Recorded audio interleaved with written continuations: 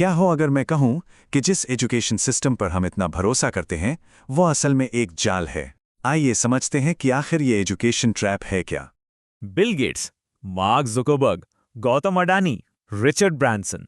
अब आप कहेंगे कि ये सब तो अरबपति हैं, दुनिया के सबसे अमीर लोग। बिल्कुल सही, ये तो हैं ही। लेकिन इनकी बेहिसाब दौलत के अलावा एक और बहुत ही चौंकाने वाली बात है जो इन सब में कॉमन है। जी हाँ, ये सब लोग उस एक जाल से बच निकले जिसमें आज हम में से ज्यादातर लोग बड़ी खुशी खुशी फंसते जा रहे हैं। तो आखिर ये एजुकेशन ट्रैप है क्या? असल में ये एक तरह की लाइफ स्क्रिप्ट है जो हमें बचपन से थमा दी जाती है। स्क्रिप्ट बड़ी सिंपल सी है। पहले कॉलेज जाओ, 90% अटेंडेंस लगाओ, फिर एक डिग्री ले लो, उसके बाद एक अच्छी सी नौकरी ढूंढो। बस नहीं, फिर घर और गाड़ी के लिए लोन लो और फिर तो बस ईएमआई की साइकिल में फंस जाओ रिटायरमेंट का इंतजार करते करते। और इस पूरी रेस में होता क्या है?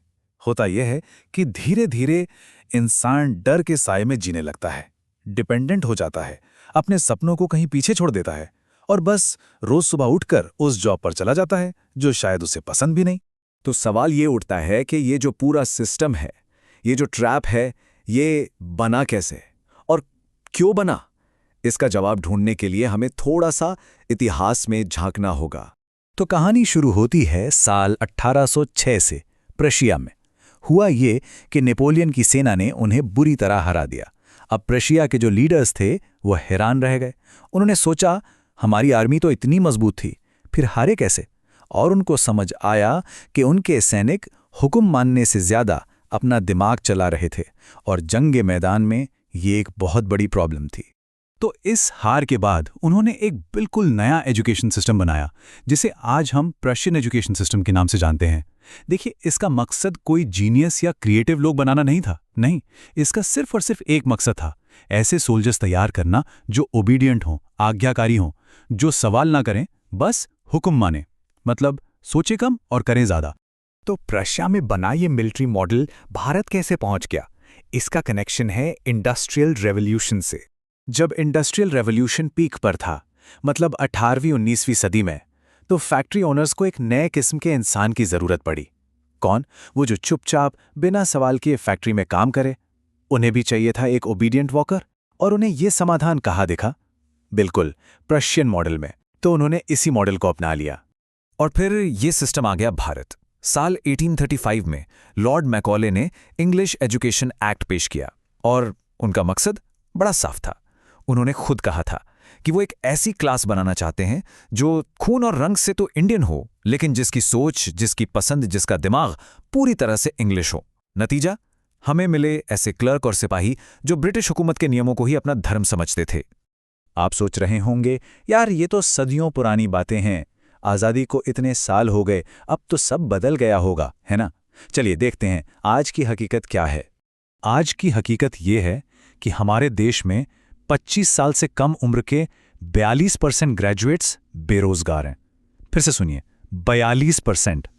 सालों की पढ़ाई, लाखों की फीस और नतीजा, हाथ में नौकरी नहीं। और चलिए मान लेते हैं नौकरी मिल भी गई, तो सैलरी का क्या हाल है? आपको शायद ये जानकर झटका लगे, लेकिन अमेरिका में एक ट्रक ड्राइवर जितनी एवरेज सैलरी कमाता है, वो भारत के एक एवरेज इंजीनियर की सैलरी से 10 गुना तक ज्यादा है। जी हां, 10x। और ये मत सोचिए कि ये सिर्फ एवरेज कॉलेजों का हाल है। हम बात कर रहे हैं देश के टॉप इंस्टीट्यूट्स की, आईआईटीज की। 2023 के आंकड़े देखिए। आईआईटी बॉम्बे में 36%, आईआईटी दिल्ली में 40% और आईआईटी कानपुर में 31% स्टूडेंट्स की प्लेसमेंट ही नहीं हुई। ये आंकड़े चीख चीख कर कह रहे हैं कि सिस्टम में कुछ बहुत बड़ी गड़बड़ है। तो सवाल सीधा है, अगर सिस्टम ही खराब है तो इस जाल से, इस ट्रैप से बाहर कैसे निकला जाए? देखिए, सबसे पहले तो ये समझना होगा कि दुनिया बदल चुकी है। वो दुनिया अब नहीं रही जिसे सिर्फ ओबीडियंट वर्कर्स चाहिए थे। आज की दुनिया को चाहिए क्रिएटर्स, थिंकर्स, प्रॉब्लम सॉल्वर्स। तो रास्ता क्या है? सबसे पहली बात, डिग्री से ज्यादा प्रैक्टिकल स्किल्स पर फोकस करें। दूसरी बात, सिर्फ किताबी ज्ञान देने वालों से नहीं, उन लोगों से सीखें जो फील्ड में असल में काम कर रहे हैं। अपनी क्यूरियोसिटी को जिंदा रखें, नई नई चीजें ट्राई करें। और हाँ, सक्सेस का मतलब वो नहीं जो समाज बताता है। सक्सेस को अपनी शर्तों पर डिफाइन करें। और जो पेरेंट्स सुन रहे हैं, अपने बच्चों की मार्कशीट से ज्यादा उनके स्किल्स और इंटरेस्ट को वैल्यू दीजिए। तो अब हमारे सामने दो रास्ते बिल्कुल साफ हैं। एक रास्ता सिस्टम का है, एक स्टेबल, सेफ लेकिन एवरेज जिंदगी, जहां लोग किसी और के सपने के लिए काम करते हैं, एक सैलरी से दूसरी सैलरी तक।